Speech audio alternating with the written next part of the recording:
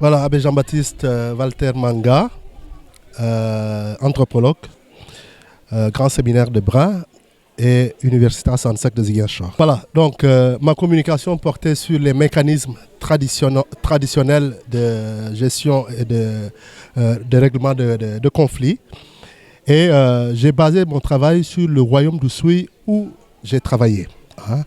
Alors la première des choses que j'ai voulu noter ici, c'est d'abord rappeler pourquoi cet atelier-là se passe ici en Casamance, surtout ici à Ziguinchor. C'est parce que nous sommes là dans une des régions, dans la région où on a aujourd'hui le plus vieux conflit d'Afrique, 40 ans de guerre. Pourquoi? Alors j'essaie de voir dans notre cadre, dans notre milieu de vie traditionnel, et là je me rends compte que dans le système Diola par exemple, l'effusion de sang, donc le fait de verser le sang d'autrui est interdite. Et comment se fait-il que ce qui est dans le cadre ordinaire interdit puisse permettre qu'un conflit aussi long et qui a versé autant de sang soit réel? C'est vrai que je me suis rendu compte qu'il faut peut-être qu'on réinterroge certaines idées reçues. Parmi ces idées, c'est le fait que le Diola est un guerrier. Moi, je dis le contraire, le Diola n'est pas un guerrier. Le Diola n'est pas un guerrier, pourquoi je le dis? Parce que chez les Diola, il n'y a pas de classe de guerrier comme on peut l'avoir dans d'autres groupes. Il n'y a pas une classe de guerrier chez les Diola.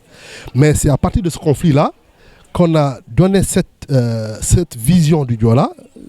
Et peut-être que le Diola lui-même s'est auto-identifié à ce fait qu'il est guerrier, alors que tout dans son milieu empêche de faire la guerre. Tout le système est fait pour ne pas faire la guerre. Et donc j'ai développé, en partant du royaume d'Oussouye, pour dire que lorsqu'on choisit un roi, c'est pour éviter d'abord la guerre dans le royaume. Et que partout où il y a la guerre, dès que le roi se présente, on arrête de faire la guerre. Et que ce système est fait pour garder dans l'unité les différentes entités du royaume. J'ai développé aussi le fait que la gestion du pouvoir en milieu Diola est faite de sorte que le pouvoir est mixte. Il y a le roi, il y a les reines, et ces deux figures, il faut les tenir ensemble pour comprendre ce que ce système veut dire. Ça veut dire que l'homme et la femme sont complémentaires, et c'est dans cette complémentarité qu'ils gèrent le pouvoir. Une autre chose que j'ai voulu noter, pour montrer pourquoi on doit peut-être puiser dans ce système-là pour éviter les tensions, pour éviter les conflits, c'est la façon même dont le pouvoir est pensé. Ça veut dire que dans ce milieu, il n'y a pas de compétition pour le pouvoir. Personne ne veut être roi. Ça veut dire que le Diola a fait en sorte que exercer le pouvoir est un sacrifice. Donc il n'y a pas beaucoup d'intérêt. Ce qui fait que les gens fuient. Et c'est quand tu es obligé de l'exercer que tu exerces ce pouvoir-là.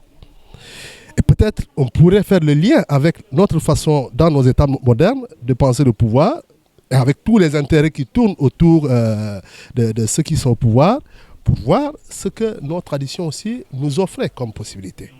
L'autre aspect, c'est l'association entre hommes et femmes dans la gestion du pouvoir. Je disais par exemple que dans le royaume d'Oussouye, il y a deux parlements qui fait un seul parlement, présidé par le roi. Il y a le parlement des hommes et le parlement des femmes. Les hommes votent les lois pour les hommes et les femmes votent les lois pour les femmes. Et le roi est là comme le nœud qui lie et qui tient cet ensemble-là. Et que la modification de la législation est faite de façon démocratique. Et c'est quand on a le consensus que le roi décrète qu'il est interdit de faire telle chose ou permis de le faire. Et donc, l'autre aspect que j'ai voulu comme mécanisme de gestion du conflit, c'est dans la parenté, dans le domaine de la parenté. La circulation des femmes a été chez les Diola un moyen de minimiser la conflictualité.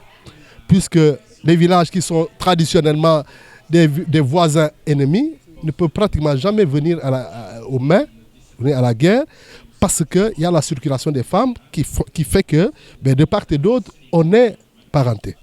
Et voilà pourquoi je disais que le Diola, pour ne pas faire la guerre, il met en scène la guerre permanemment.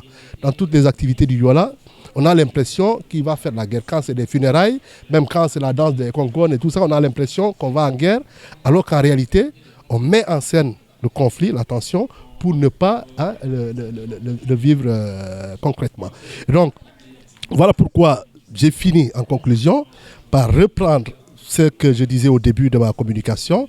Le fait que le Diola n'est pas un guerrier doit nous permettre de revoir la façon de percevoir cette population-là, qui permet de comprendre pourquoi il y a ce décalage entre ce qui est enseigné, ce qui est dit, ce qui est véhiculé par nos traditions et la réalité des faits, c'est-à-dire ce conflit qui ne finit pas.